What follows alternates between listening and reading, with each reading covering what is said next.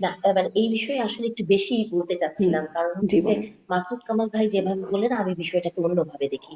দেখুন, একটা আধুনিক মেয়ে কেন জামাতে ইসলামে ভোট দিবে, এই প্রশ্নটা আসে, তাই না? আপনি দেখেন জামাতের স্ট্র্যাটেজিটা কি।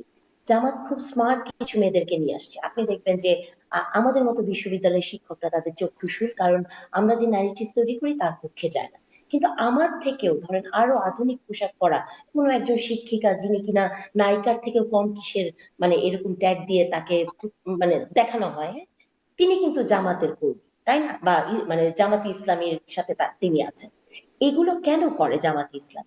বা আপনি যদি জামাত ইসলাম যেসব স্মার্ট মেয়েদের কথা বলছেন, যারা হিজাব করে খুব ইংলিশে কথা বলে সেদিন পলিসি দিয়েছে, জামাত সবসময় নেপোটিজমের কথা বলেন না? তারা কিন্তু দেখবেন প্রত্যেকে কারো স্ত্রী, কারো বউ, কারো মানে জামাতের কিন্তু ফ্যামিলিগত ভাবে এই জিনিসগুলো আছে যে তাদের স্ত্রীরা, তাদের বউরা কিন্তু এই কাজগুলো করে, তাদের মেয়েরা কিন্তু এই কাজগুলো করে। দেখেন জামাত ইসলাম কি গেম গুলো প্লে করেছে। ইসলাম ধর্মে মানে হিন্দু যারা তারা মূর্তি পূজা করে, তাই না? মূর্তি পূজা হচ্ছে সরাসরি ইসলামের বিরোধী।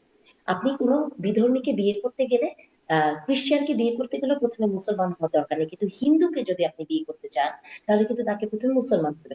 সেই হিন্দুকে জামাতে ইসলামী নমিনেশন দিয়েছে। তার মানে একটা উদারপন্থী ভাব জামাতে ইসলামী দেখাতে চেয়েছে, সেটার একটা ইম্প্যাক্ট পড়ে। কিন্তু বিশ্ববিদ্যালয়গুলোতে, আমি যেহেতু বিশ্ববিদ্যালয়ে পড়াই, খুব কাছ থেকে ছাত্রীদেরকে দেখি, এবং আমি একটা কোর্স পড়াই অ্যানথ্রোপোজিওগ্রাফি, সো আমার একটা স্বাধীনতা থাকে ওদেরকে প্রশ্ন করা। সেই জায়গা থেকে যদি আমি বলি, এই ধারণাটা কমপ্লিটলি ভুল যে একটা মেয়ে ইসলামিক মনোভাব থেকে হিজাব করে। আমি পার্সোনালি জিজ্ঞেস করে দেখেছি, ক্লাসরুমে জিজ্ঞেস করে দেখেছি, অনেক ছাত্রী আমাকে বলেছে, তারা যেহেতু পাবলিক ট্রান্সপোর্টে আসে, পাবলিক ট্রান্সপোর্টে তারা মনে করে বোরকা পরাটা এক ধরনের তার শিল্ড, তাকে এক ধরনের সিকিউরিটি দিবে, কিন্তু সে হয়তো 5 ওয়াক্ত নামাজ পড়ে।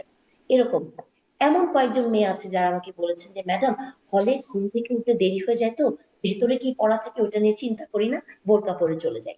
আমি আমার অনেক স্মার্ট বান্ধবীদের ঢাকা শহরে গুলশান বনানীতে দেখেছি, যেহেতু এয়ার পলিউশন অনেক বেশি, এজন্য তারা কিন্তু হিজাব করে। এরকমও কিন্তু ঘটনা আছে।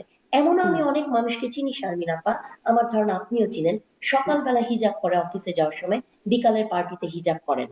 আবার এটা আমি যে মোটা দাগে বলছি মানে এখনই গালাগালি শুরু হবে হুম। যে হুম। ইসলাম মানে এর নাম এনে বা ইসলাম হুম। বিদ্বেষী আমি, সেটা না, এটা রিয়ালিটি।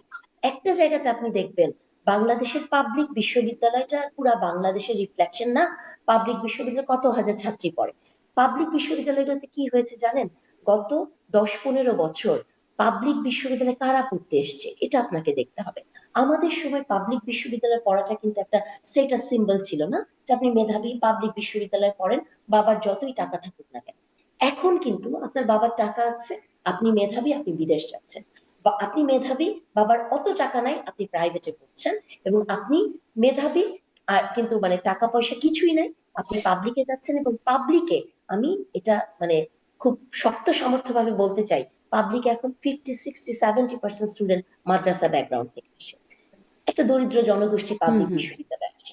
এটা একটি রিজন এইসব হিজাব করার পেছনে। আরেকটি রিজন কি জানেন? আমার অনেক ছাত্রী এবার আমাকে হুম। বলেছেন যে ছাত্র শিবির বা যারা ইসলামিক দল করে তারা ঈদের সময় তাদেরকে কাপড় দিয়েছেন। ধরেন আজকে আপনি শারমিন আপা ঢাকা বিশ্ববিদ্যালয়ে পড়েন, আপনার ভাইয়ের কোনো চাকরি নাই, আপনার ভাইকে ইসলামী ব্যাংকে চাকরি দিয়ে দিবে। আপনার মা অসুস্থ, সেই গ্রামের বাড়িতে যে তাকে ঈদ মিছিলাতে আনার ব্যবস্থা করবে, আপনাকে কোচিং এ পড়িয়ে আপনাকে হুম। একটা হুম। স্কলারশিপ দিবে। তাহলে এই যে বছরের পর বছর তারা যেটা করেছে, এটারও তো একটা রিফ্লেকশন আছে। তবে হুম। আমি এখনো বিশ্বাস করি যে এটা এমন না যে যে মেয়েগুলো রিয়েলি পর্দা করে বা ইসলামকে ফলো করে তারা যে সবাই জামাতের সাপোর্টার, এটা আমি বিশ্বাস করি না। এটা জি। আমার। জি, আপনি এটা পরের এটা আপনি প্রশ্ন একটা জানেন? পোশাকের সাথে একটা বিষয় উল্লেখ করলেন। কৌশলে তো খুব ভালোই মনে হয়, যদি মানুষকে সাহায্য করে এরকম উপরে আসা যায় বা একটা পজিশন করা যায় তাহলে তো খুব ভালোই শোনায় সেটি।